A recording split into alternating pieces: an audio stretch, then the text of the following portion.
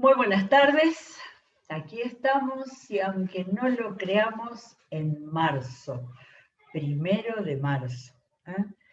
¿eh? Y como lo que tenemos que hacer es agradecer al Señor porque hasta acá nos ha acompañado, ya vamos a recibir el otoño en 21 días, falta mucho todavía, pero vamos notando que los días se acortan, ya más temprano es de noche, y seguimos avanzando el Evangelio de Lucas a, bueno, las partes cada vez más difíciles del Evangelio. Reconozco que me ha costado varios pasajes, varios momentos, tener que recordarlo, tener que entenderlo y buscar más cosas, las que ya tenemos del conocimiento del Evangelio. Pero bueno, estamos acá y tenemos que volver al capítulo 19, porque lo dejamos ahí terminado apresuradamente con la entrada de Jesús en Jerusalén, y eso es tan importante y tan glorioso que frente a todo lo que viene, no quiero que dejemos de darle un lugar central. Estamos en capítulo 19, 34, donde está ya los preparativos, los vimos el otro día, y dice, se lo llevaron, hablando del burrito, pues a Jesús. Luego pusieron sus mantos encima del burrito y ayudaron a Jesús a montarse. A medida que avanzaba, la gente tendía sus mantos sobre el camino. Y esto, hoy volví otra vez a los señaladores porque a partir de ahora está todo el Antiguo Testamento acá presente. Lo primero, Zacarías 9:9, esa explosión en el libro de Zacarías. Alégrate mucho, hija de Sión, grita de alegría, hija de Jerusalén. Mira, tu rey viene hacia ti, justo, salvador y humilde. Viene montado en un asno, en un pollino, cría de asna.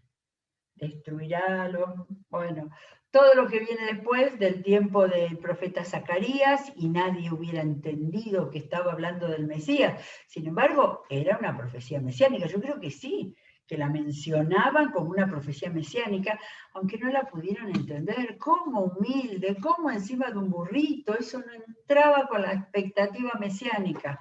Pero acá está en Zacarías. Y así, tal cual fue. La gente tendía sus mantos sobre el camino. Al acercarse él a la bajada del Monte de los Olivos, todos los discípulos se entusiasmaron y comenzaron a alabar a Dios por tantos milagros que habían visto. Yo primero lo pensé como los apóstoles, porque habían siempre pasando enfrentamientos con la oposición y discusiones y todo eso, tener un momento de alabanza. Pero no, dice que los discípulos, toda la gente que seguía a Jesús, los de las aldeas ahí cercanas, habíamos pasado por Betania, ¿no es cierto? Y entonces toda la gente eran discípulos de Jesús, ya había estado Jesús allí. Y gritaban, bendito el Rey que viene en el nombre del Señor. Recordamos el otro día, Salmo 118, 22. Pero además también se escuchaban las manifestaciones de alegría y de gloria a Dios, paz en el cielo y gloria en las alturas, que eso había sido el cántico de los ángeles. No lo vamos a leer, pero lo conocemos bien. Y acá se corta. Ojalá hubiera Lucas sabido más cosas de ese momento, ¿no es cierto? Creo que en los otros evangelios se cuenta con más detalle. Algunos de los fariseos que estaban entre la gente le reclamaron a Jesús. Estaba entrando en Jerusalén. Ya el aire era distinto, ya el ambiente era distinto. Le reclamaban. No solamente le hacían preguntas, le reclamaban. Maestro, reprende a tus discípulos. Era un escándalo que lo recibieran como un rey. Y él les respondió, les aseguro que si ellos se callan, gritarán las piedras. Y como Jesús tenía el Antiguo Testamento todo entero, se considera, a ver dónde está, que hay un versículo en Habacuc, por eso hasta las piedras del muro, hasta las piedras del muro claman y resuenan las vigas del enmaderado. Quizás Jesús recordó ese versículo de Habacuc, 2:11, y dijo algo así, con tono profético. Ellos están diciendo lo que es real, pero esta gente no lo podían entender porque nunca, desde el primer día, no quisieron aceptar nada. Y cada vez que se acercaron a él era en forma mentirosa. Bueno, está Jesús en Jerusalén. Cuando se acercaba a Jerusalén, Jesús vio la ciudad y lloró por ella. Qué momento tan tremendo, ¿eh? Lloró por la ciudad de Jerusalén y dijo: ¿cómo quisiera que hoy supieras lo que te puede traer paz? Por eso ahora está oculto a tus ojos. Él estaba rodeando de discípulos, pero sabía que el corazón de Jerusalén tenía oculto que entraba el rey. Te sobrevendrán días en que tus enemigos levantarán un muro y te rodearán, y te encerrarán por todos lados. Te derribarán a ti y a tus hijos dentro de tus murallas. No dejarán ni una piedra sobre otra, porque no reconociste el tiempo en que Dios vino a salvarte.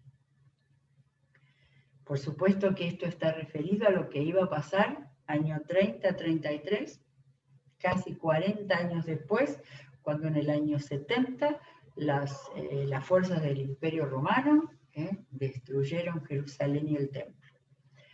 ¿Era esta una última oportunidad que les daba para que creyeran? No, todavía iban a estar en el Gólgota todos mirando.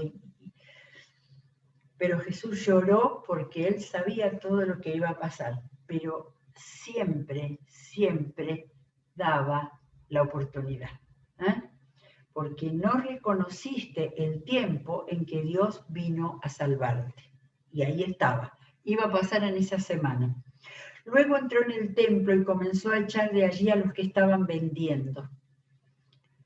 Los otros evangelistas lo cuentan con más detalles. Ya Lucas avanzaba hacia el final y lo cuenta muy breve y nada más. Jesús mencionando el Antiguo Testamento. Escrito está: mi casa será llamada casa de oración, pero ustedes la han convertido en cueva de ladrones. ¿Y qué estaba recordando en ese momento Jesús? Estaba recordando a Jeremías. Jeremías, a ver si tengo acá la cita.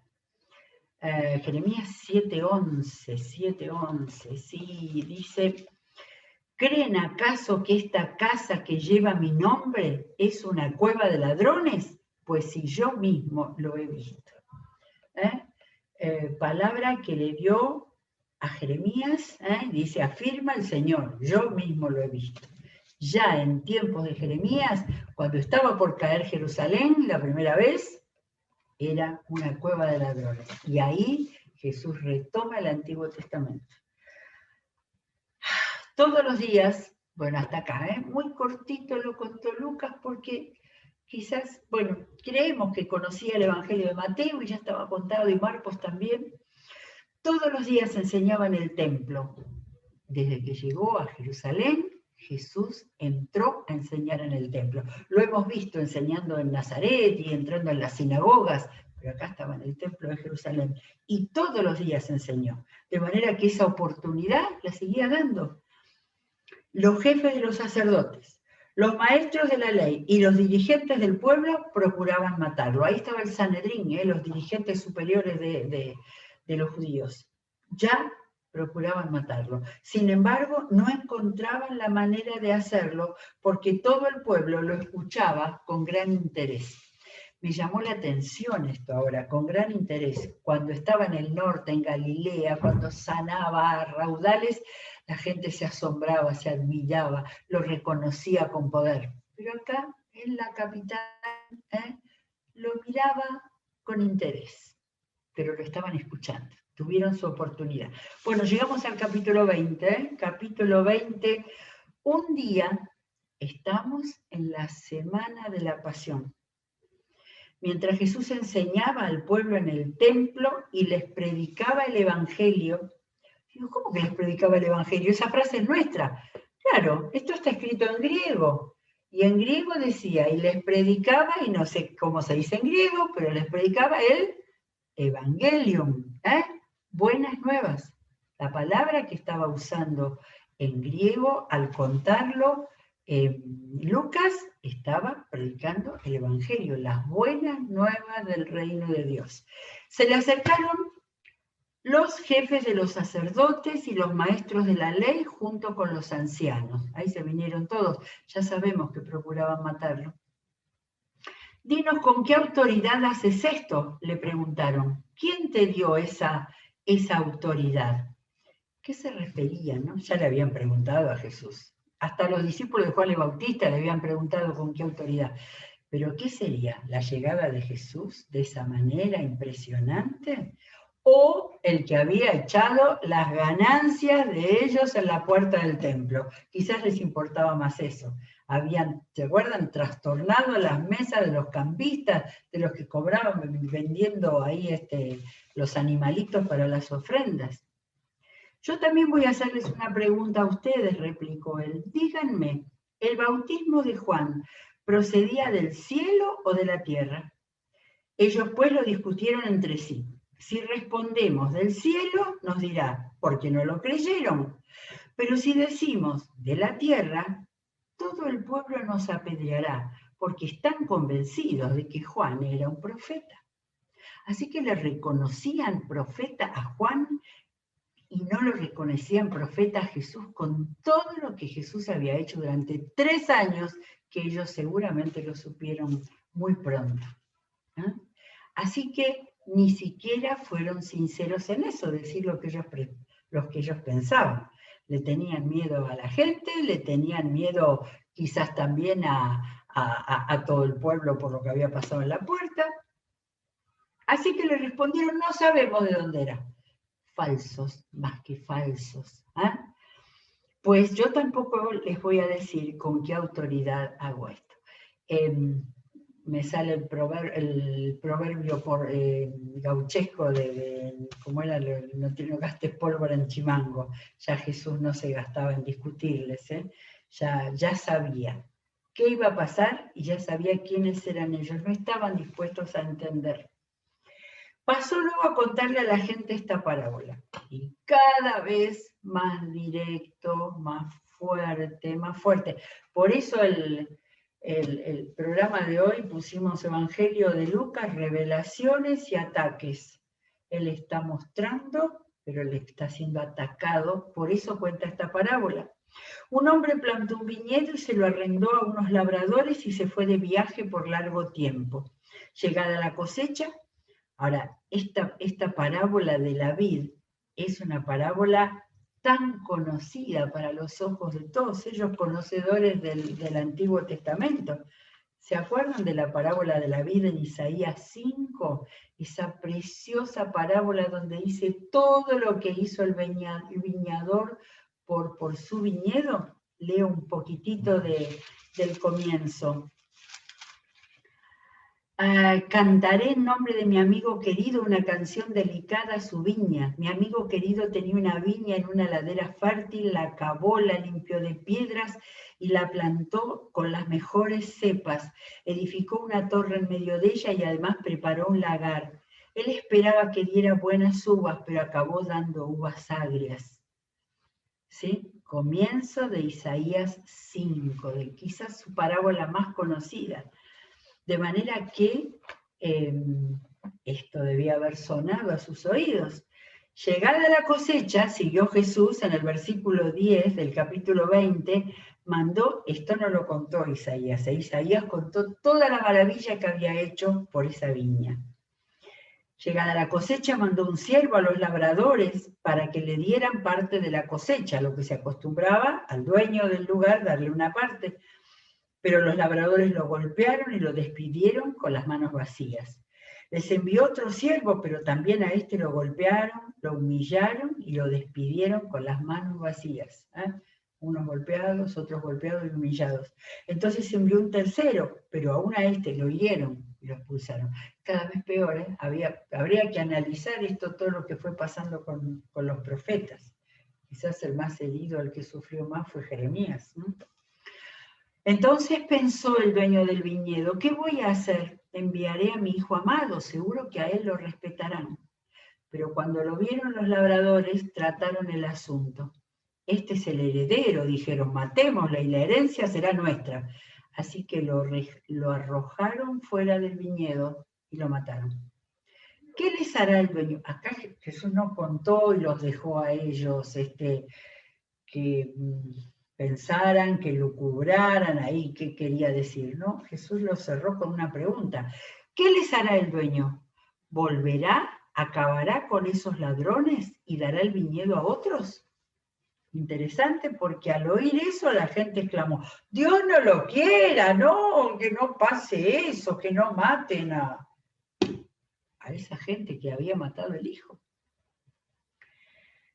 Mirándolo fijamente, este es uno de los momentos, bueno, en el otro capítulo tenemos que Jesús lloró sobre Jerusalén y eso ya es impactante, pero acá, mirándolo fijamente, Jesús le dijo, entonces, ¿qué significa esto que está escrito? Y volvió otra vez el Antiguo Testamento a nuestro querido Salmo 118, que ya lo vimos detalladamente. La piedra que desecharon los constructores ha llegado a ser la piedra angular. Y lo vimos, lo menciona Pedro, lo menciona Pablo en Romanos. Esa profecía del Salmo estaba directamente dirigida a Jesús, que como la piedra angular iba a ser desechada. Y no podían entender. Y aún agregó, todo el que caiga sobre esa piedra quedará despedazado, y si ella cae sobre alguien, lo hará polvo. Porque este fue Isaías 8, ya lo vimos también el día que vimos este versículo. Isaías 2 veces menciona esto de la piedra. Isaías 28, me lo aprendí de memoria, Isaías 28, Isaías 8, 2 veces habla de la piedra desechada del Salmo 118. Los maestros de la ley y los jefes de los sacerdotes, cayendo en cuenta que la parábola iba dirigida contra ellos, buscaron la manera de echarle mano en aquel mismo momento. Pero temían al pueblo. Los cobardes todavía no se animaban a hacer nada contra él. Y sigue todavía el capítulo 20. Entonces, para acecharlo, claro, querían encontrarle algo importante, grueso, que Jesús dijera para poder agarrarlo y tomarlo y llevarlo al gobernador. Para acecharlo enviaron espías que fingían ser gente honorable. ¿Se dan cuenta? Todo un mundo de mentira rodeando a Jesús. Pensaban atrapar a Jesús en algo que él dijera y así poder entregarlo a la jurisdicción del gobernador. Me adelanté, acá lo decía. Poder entregarlo a la jurisdicción del gobernador. Maestro, dijeron los espías, sabemos que lo que dices y enseñas es correcto. No juzgas por las apariencias, sino que de verdad enseñas el camino de Dios. Era todo verdad lo que decían, solamente que ellos eran unos impostores. Dinos, ¿nos está permitido pagar impuestos al César o no? Pero Jesús, dándose cuenta de sus malas intenciones, replicó, muéstrenme una moneda romana. ¿De quién son esta imagen y esta inscripción? Fui a ver ahí, la moneda era de un denario, un denario, una moneda importante. ¿De quién son esta imagen y esta inscripción? Del César, contestaron, era una moneda romana. Entonces, denle al César lo que es del César y a Dios lo que es de Dios. este versículo y esta frase de Jesús ha sido usada por los escritores, los filósofos, los pensadores, los religiosos de toda clase, porque era de una sabiduría tremenda. Pero no podían agarrarlo en eso. No pudiendo atraparlo en lo que decía en público. Así que, admirados de su respuesta, se callaron. Acá tenemos otro avance, ¿no? en la reacción de la gente. Lo primero que nos dice en el 19 era que lo escuchaban con interés. Ahora estos que habían venido preparados como para agarrarlo en algo, quedaron admirados de su respuesta y tuvieron que callarse. Ustedes se dan cuenta la de veces que en Lucas dice que sus interlocutores se callaron porque no tuvieron nada para decirles. Y iba a decir que nunca los increpó duramente, sí, me vino acá cuando les dijo hipócritas, pero eso era los religiosos que querían ser los dueños del Antiguo Testamento. Bueno, vienen otros, se salen unos y vienen otros. Luego algunos de los saduceos que decían que no hay resurrección, se acercaron a Jesús y le plantearon un problema. Los saduceos eran una clase aristocrática, religiosa, eran los que tenían mayoría en el Sanedrín, y ellos estaban bien con las autoridades políticas también, no querían estar en contra de nadie, pero no creían que hubiera ni resurrección, ni más allá, ni ángeles, ni nada. Y ahí me cayó la ficha, aunque no lo cuenta Lucas, ya había Jesús resucitado a Lázaro, pero ellos seguían ciegos sin creer nada.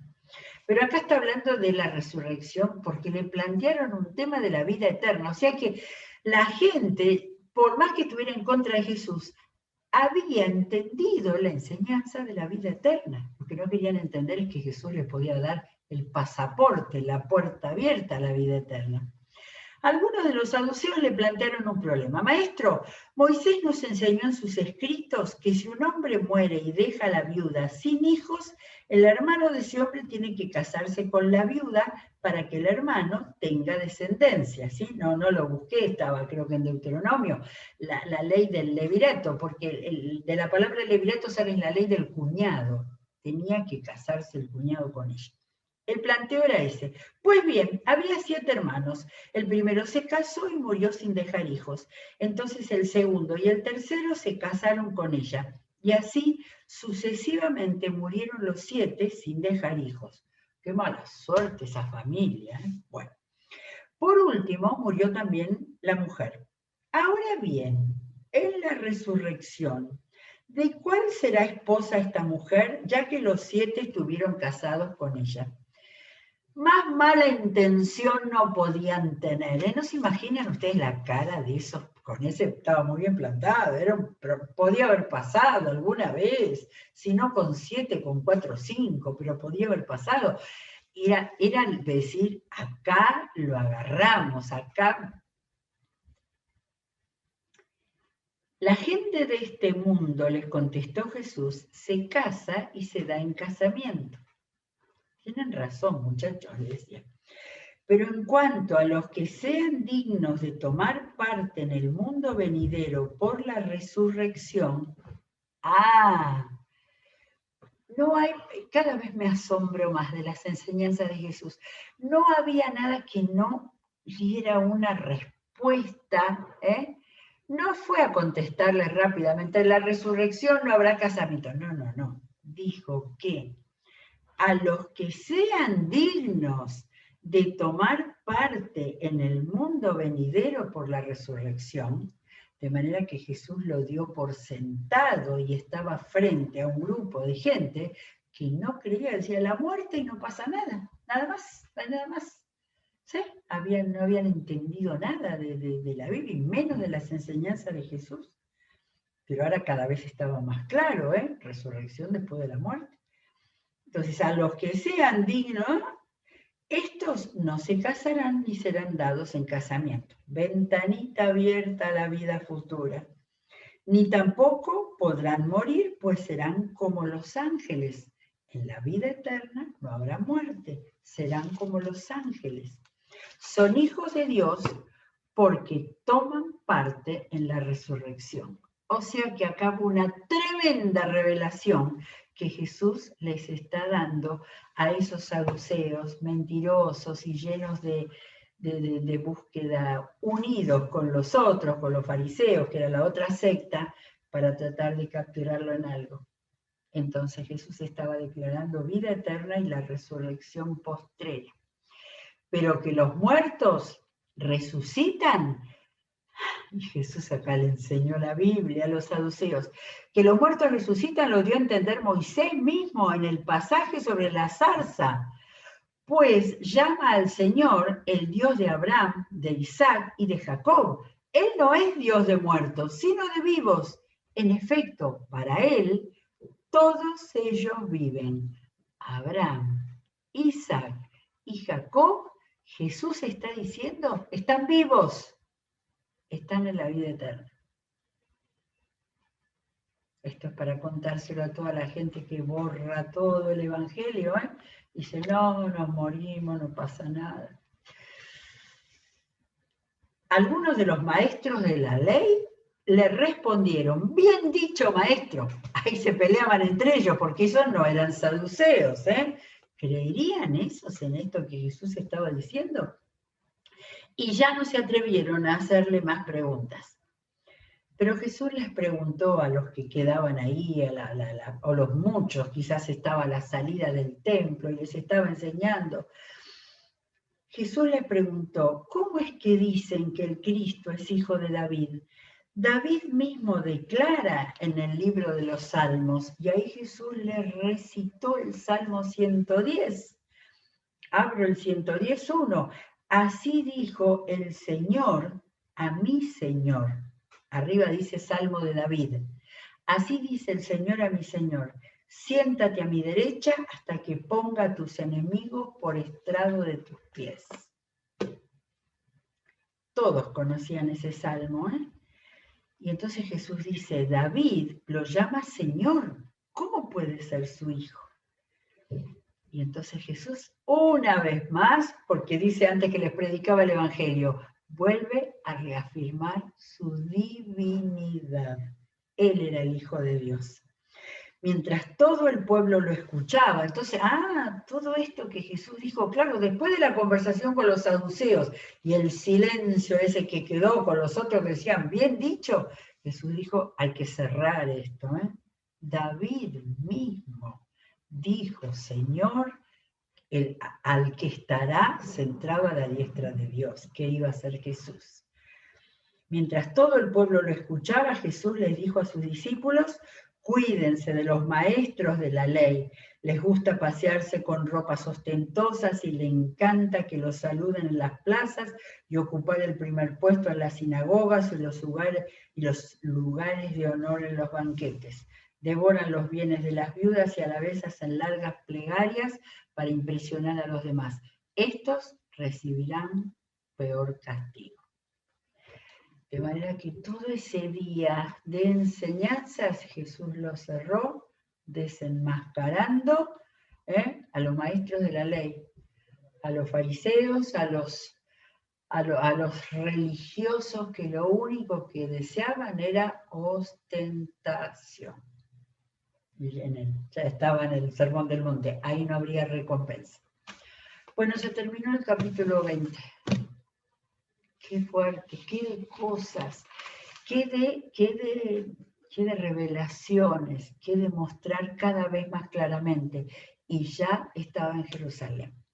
Muy bien, mañana seguiremos, pediremos al Señor que nos dé mucha luz, porque viene cada vez más difícil, ¿sí? Terminamos, que Dios los bendiga, estamos hoy con día especial, ya en marzo, no sé qué habrá de nueva programación, y escucharemos Odres esta noche. Que Dios los bendiga, nos encontramos mañana.